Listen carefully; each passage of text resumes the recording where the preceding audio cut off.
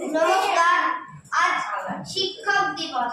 আমি শিক্ষক মহাশয়কে আমার সম্মান ও শ্রদ্ধা জানাচ্ছি। এই দিনটির সম্পর্কে জানতে গেলে একজন রাজনীতিবিদ, বিচক্ষণ, দার্শনিক এবং সর্বোপরি মহান শিক্ষকের কথা মনে করিয়ে দেয়। এই দিন একজন ছাত্র ও শিক্ষক উভয়ের কাছেই খুবই গুরুত্বপূর্ণ একটা দিন। ডক্টর সর্বপল্লী রাধাকৃষ্ণন তামিলনাড়ুর তিরুট্টানিতে 1888 সালের আজকের এই দিনে এক দরিদ্র ব্রাহ্মণ পরিবারে জন্মগ্রহণ করেছিলেন। তিনি ছিলেন একাধারে রাজনীতিবিদ, দার্শনিক, সর্বোপরি একজন প্রকৃত শিক্ষক। তিনি ছিলেন স্বাধীন ভারতের প্রথম উপরাষ্ট্রপতি এবং দ্বিতীয় রাষ্ট্রপতি। রাষ্ট্রপতি হওয়ার পর তার কিছু গুণমুগ্ধ ছাত্র ও বন্ধুরা তার 5ই সেপ্টেম্বর তার জন্মদিন পালন করতে চাইলে তিনি বলেন, জন্মদিনের পরিবর্তে শিক্ষক দিবস উদযাপন করলে আমি অধিক সম্মানিত বোধ করব। সেই থেকে শুরু হয় শিক্ষক দিবস পালন করা, যা সমস্ত ভারতবাসী তাকে এবং সমস্ত শিক্ষকদের সম্মান জানানোর জন্য পালন করে থাকে। প্রাচীন গ্রিক দার্শনিক অ্যারিস্টটল বলেছিলেন, যারা শিশুদের শিক্ষাদানে ব্রতী তারা অভিভাবকদের থেকেও অধিক সম্মানীয়। পিতামাতা আমাদের জীবনদান করেন ঠিকই, কিন্তু শিক্ষকরাই সেই জীবনকে সুন্দরভাবে গড়ে তুলতে সাহায্য করেন।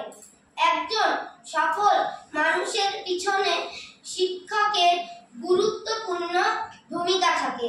শিক্ষা ছাড়া একটা জীবন প্রায় অচল।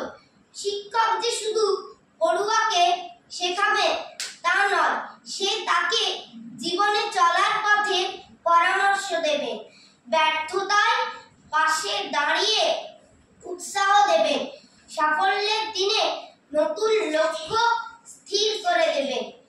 একজন শিক্ষককে মোমবাতির সঙ্গে তুলনা করা হয়ে থাকে, কেননা মোমবাতি নিজে পুড়ে অন্যের পথ প্রদর্শন করে।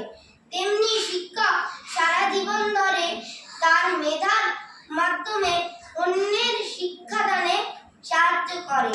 পৃথিবীর সমস্ত পেশার লোকেদের এই শিক্ষকরাই তৈরি করে। সমাজের মেরুদণ্ড হচ্ছে এই শিক্ষকরা। শিক্ষকরাই একমাত্র সমাজকে সঠিক পথে চালনা করতে পারে। কিন্তু এই একদিনে ভালোবাসা সম্মানের মাধ্যমে কি শিক্ষককে সঠিক সম্মান প্রদর্শন করা হয়? একজন শিক্ষক যে সব সময়ের জন্যই শিক্ষক। শিক্ষক আমাদের জীবনের গুরুত্বপূর্ণ অংশ।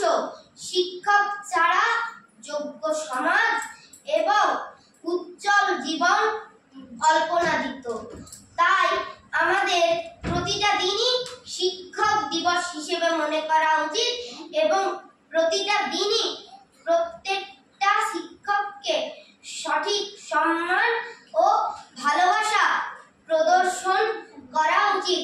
আজকের এই বক্তব্যটি ডক্টর সর্বপল্লী রাধাকৃষ্ণনের একটি উক্তি দিয়ে শেষ করছি। তিনি বলেছিলেন, A life of joy and happiness is possible only on the basis of knowledge and science.